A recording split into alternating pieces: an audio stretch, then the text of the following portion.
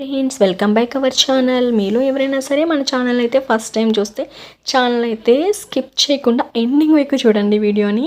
ఛానల్ని సబ్స్క్రైబ్ చేసుకోండి friends. Video కంటిన్యూషన్లోకి వెళ్తే ఈరోజు 13th పార్ట్. సో ఈ 13th పార్ట్లో కంటిన్యూషన్ చూడాలనుకుంటే ముందున్న వీడియోని చూడండి, తర్వాత నెక్స్ట్ ఇది కంటిన్యూషన్లో చూడండి ఫ్రెండ్స్. సో వీడియోకి వెళ్తే ఆద్య మేడం రెడీనా అని అడిగాడు అవినాష్. రెడీ అన్నట్లుగానే అక్కడికి వెళ్ళి నిలబడింది ఆద్య. సాంగ్ ప్లే అవుతుండగా ఒకసారి మీరు ఇక్కడ చూడండి మేడం, నెక్స్ట్ ప్రాక్టీస్కి వెళ్ళొచ్చు అని చెప్పడంతో ఆద్య నిలబడి మధు వైపు చూడడంతో కిరణ్ బదులు అవినాష్ నిలబడ్డాడు. కిరణ్ కూడా దగ్గరకు వచ్చి తీరిగ్గా గొడుగు కింద కూర్చొని చూడడం మొదలుపెట్టాడు. రుద్రవీణలో యేసుదాస్ గారి సాంగు, లలితప్రియ కమలం పాట లాంటి పాటలు ప్లే అవుతున్నాయి. కోరె కోవెల ద్వారం నీవై చెరుగోల అనే సాంగు అనేది మోగుతూ వస్తూ ఉంది. సాంగ్ ప్లే అవుతూ ఉండంగానే కిరణ్ అలా చూస్తూ కూర్చొని ఉన్నాడు. కానీ రాజేష్ మాత్రం వావ్ అబ్బబ్బబ్బా సూపర్ అని అంటూ ఒక్కో భంగిమకి లేచి క్లాప్స్ కొట్టడంతో యూనిట్ అంతా పొగుడుతలతో ముంచేశారు.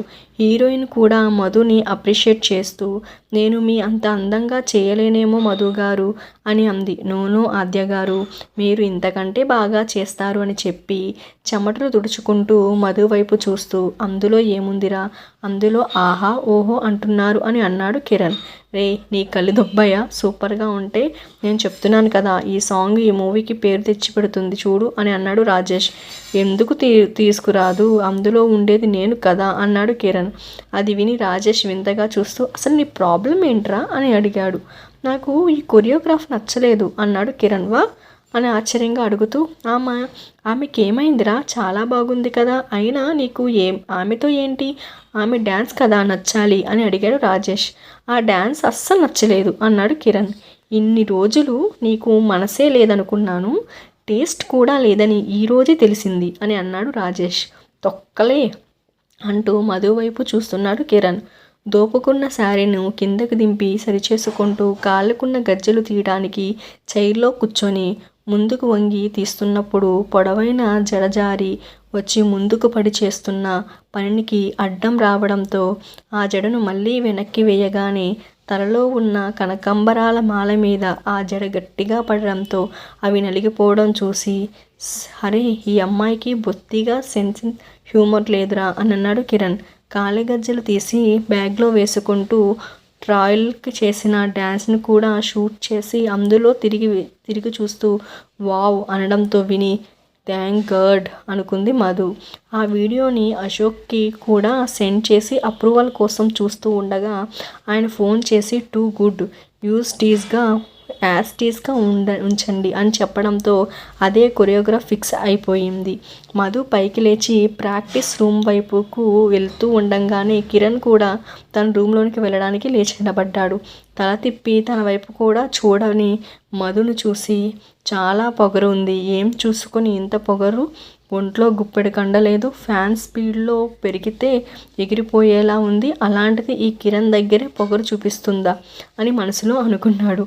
ప్రాక్టీస్ స్టార్ట్ అయిన తర్వాత ఆద్యని నేర్పిస్తూ ఉండగానే సాయంత్రం అవడంతో ఫోన్ రింగ్ అయింది. లిఫ్ట్ చేయగానే హలో మమ్మీ అని అంది చిన్ను అని హ్యాపీగా అంటూ ఈ ఫోన్ ఎవరిది అని అడిగింది మధు. హాస్టల్ గార్ది మమ్మీ, కొరియోగ్రఫీ షూటింగ్ స్టార్ట్ అయిందా, బడ్డీ వచ్చాడా అని చాలా ఎగ్జైట్గా అడిగింది. స్టార్ట్ అయ్యింది నాన్న అని అంది మధు. మరి బడ్డీ అని అడిగింది చిన్ను. అతని గురించి నీకెందుకు అని అందామనుకొని మళ్ళీ అలుగుతుందని అతను కూడా వచ్చాడు అని అంది మధు. ప్లీజ్ మమ్మీ ఒకసారి వీడియో కాల్ చేసి తనకు చూపించవా అని అడిగింది అరిషి. నో అంది మధు. ప్లీజ్ మమ్మీ, మళ్ళీ వార్డెన్ ఫోన్ తీసుకుంటారు అని ఊపిరానివ్వకుండా బ్రతిమాలాడింది అరిషి. కూతురు అంతగా రిక్వెస్ట్ చేయడంతో ఓకే వెయిట్ అని అంటూ కాల్ కట్ చేసి వీడియో కాల్ చేసి ఫోన్ అటువైపు తిప్పింది మధు. మమ్మీ అసలేం కనిపించడం లేదు, ప్లీజ్ కొంచెం దగ్గరకు వెళ్ళవా అని అడిగింది ఆశి. ఇంకా దగ్గరకు. ఓ గాడ్, ఈరోజు ఈ పిల్ల నన్ను చంపేసేలా ఉందిగా అని మనసులో అనుకుంటూ 2 అడుగులు ముందుకు వేసింది. ఆద్య, డైరెక్టర్ రాజేష్ మిగిలిన వాళ్ళతో కూర్చొని మాట్లాడుతున్నప్పుడు కిరణ్ కళ్ళు మధు మీద పడ్డాయి. కిరణ్ తన వైపు చూడటం చూసి టక్కున వెనక్కి తిరిగి చేత్తో తల కొట్టుకుంటుంది మధు. ఏంటి ఈమె నన్ను చూడగానే వెనక్కి తిరిగింది అని అలాగే చూశాడు కిరణ్. వెనక నుంచి మధును చూస్తూ పెద్ద జడ, అందులో కనకంబరాల మాల, మంచి రంగు, కొంచెం హైట్ తక్కువే, అందంగా నాచుగ్గా ఉన్న తనను చూసి చూడనచ్చట్లుగా తల తిప్పుకున్న ఆమె ఏదో చూస్తుందని అనుమానం వచ్చి ఒక కంటితో గమనిస్తూ ఉన్నాడు. మమ్మీ, నిన్ను రోజూ చూస్తాను కదా, నిన్ను కాదు బడ్డీని చూపించు అని అరిచింది ఆరిషి. హే షిట్, ఏ ప్లీజ్ మెల్లమెల్లగా అని అంది మధు. ఓకే ఓకే అని చిన్నగా అంది ఆరిషి.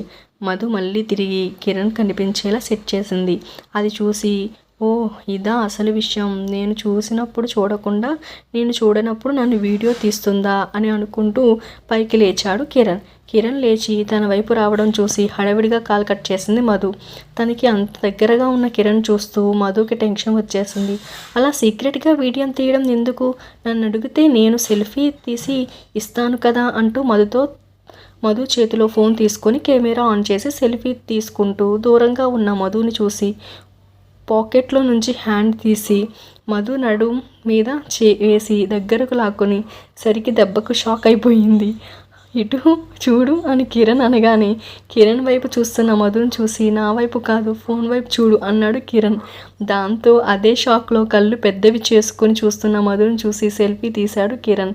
తీసిన తర్వాత ఫోన్ మధు చేతిలో పెడుతూ, ఇంకెప్పుడు సీక్రెట్గా వీడియో తీయకు, అది చాలా బ్యాడ్ హ్యాబిట్ అని చెప్పి అక్కడి నుంచి వెళ్తున్న కిరణ్ చూసి, ఇతన్ని నేను ఎక్కడ వీడియో తీశాను, ఈయన్ని వీడియో తీసుకొని నేనేం చేసుకుంటాను, ఈ సెల్ఫీ దేనికి, నేనేం చేసుకోవాలి అని తిట్టుకుంటూ తనేం వీడియో తీయలేదని గట్టిగా అరిచి చెబుదాం అనుకుంది. కానీ అక్కడ తన మంది ఉండేసరికి ఏం మాట్లాడకుండా సైలెంట్గా నిలబడింది మధు. తిరిగొచ్చి తన రూమ్ వైపు వెళ్తున్న కిరణ్ చూసి, పొద్దున్న నచ్చలేదన్నా అని అడిగావు రాజేష్, ఇప్పుడు అదే చెప్తున్నా అని అన్నాడు కిరణ్. మరి నచ్చినప్పుడు అంత క్లోజ్గా సెల్ఫీ తీసుకోవడం ఎందుకు అని అడిగాడు రాజేష్. తన కోసం తీసిచ్చాను, నాకేం అవసరం లేదు. బై ద వే తను నా టైప్ కాదు, నువ్వేం ఎక్కువ ఊహించుకోకు అన్నాడు కిరణ్. అయినో తను నీ టైప్ కాదు, విజాతి ధృవాలు ఆకర్షించకుండా ఉంటాయని చిన్నప్పుడు సైన్స్లో చదివాను, ఎందుకైనా మంచిది కాస్త చూసుకుంటూ ఉండు అన్నాడు రాజేష్. అంత లేదు, ఈ కిరణ్ క్లాసికల్కి పడే టైప్ కాదు, మనదంతా ఆల్ట్రా మోడర్న్, చిన్న పొట్టి మిడిల్ టై హెయిర్ అంత జకాస్గా ఉండాలి, ఇలా చీర కట్టుకొని పెద్ద జడ కుంకుమ బొట్టు కనకాంబరాలు పెట్టుకొని 90స్లో హీరోయిన్ లాగా ఉంటే మనం చూడం అని అంటూ తీసి పారేశాడు కిరణ్. వెయిట్ అంటూ వెనక్కి తిరిగి మధు వైపు చూశాడు రాజేష్. మొహాన కుంకుమ బొట్టు, వెనక బారు జడ, అందులో కనకాంబరాలు చూసి, అవన్నీ ఉన్నాయని నీకు గమనించలేదే, బాగోలేదు అంటూ అన్నీ డీటెయిల్గా ఎక్స్రే తీశారన్నమాట అని అన్నాడు రాజేష్. డీటెయిల్గా చూడాల్సిన అవసరం ఏముంది, ఆ రకంగా డ్యాన్స్ చేస్తుంటే ముందుకు వెనక్కు పడుతుంటే కనిపించడం లేదా అని అన్నాడు కిరణ్. ఏమో, మా ధ్యాస ఆమె డ్యాన్స్ మీద ఉంది, అందుకే అంతగా అబ్జర్వ్ చేయలేదు అని అన్నాడు రాజేష్. అంటే నా ధ్యాస ఎక్కువ ఉందని నీ అర్థం అని అడిగాడు కిరణ్. తెలీదు అంటూనే కళ్ళెగరేశాడు రాజేష్. చెప్పాను కదా నాకేం ఇంట్రెస్ట్ లేదని అని కోపంగా అన్నాడు కిరణ్. అసలు ఇప్పుడు నేనేమైనా అన్నానా అని అన్నాడు రాజేష్. స్టూపిడ్ అని కోపంగా అంటూ తల తిప్పి విండోలో నుంచి బయటకు చూశాడు కిరణ్. గాలికి అదుపు లేకుండా ఎగురుతున్న పైట చెంగుని చేత్తో గట్టిగా పట్టుకుంటూ ముందుకు వస్తున్న వెంట్రుకల్ని వెనక్కి పెట్టుకుంటూ అవినాష్తో మాట్లాడుతున్న మధును చూసి ఇద్దరి భుజాలు టచ్ అయ్యేంత దగ్గరగా ఉండడంతో కనుబొమ్మలు చిట్లించి చూస్తూ విండో దగ్గరకు నడుచుకుంటూ వెళ్ళి ఆ ట్రయల్ సాంగ్ ఏది అని అడిగాడు కిరణ్. రాజేష్ ట్యాబ్ ఓపెన్ చేసి ఇచ్చాడు. ఆ సాంగ్ చూసి, నెక్స్ట్ టైం నా పార్ట్ నేనే రిహార్సల్ చేస్తాను అని అన్నాడు కిరణ్. అదేంటి డైరెక్ట్గా షూటింగ్ టైంకే వెళతానని చెప్పావు కదా అని అన్నాడు రాజేష్. ఇప్పుడు చెప్పాను కదా నేనే చేస్తానని కోపంగా అన్నాడు కిరణ్. నిజంగానే మధు కిరణ్ టైపు కాదా? అతనికి మధు నచ్చలేదా? సో రానున్న ఎపిసోడ్లో ఏం జరుగుతుందో కంటిన్యూగా చూద్దాం. వీడియోని అయితే స్కిప్ చేయకుండా ఎండింగ్ వరకు చూడండి.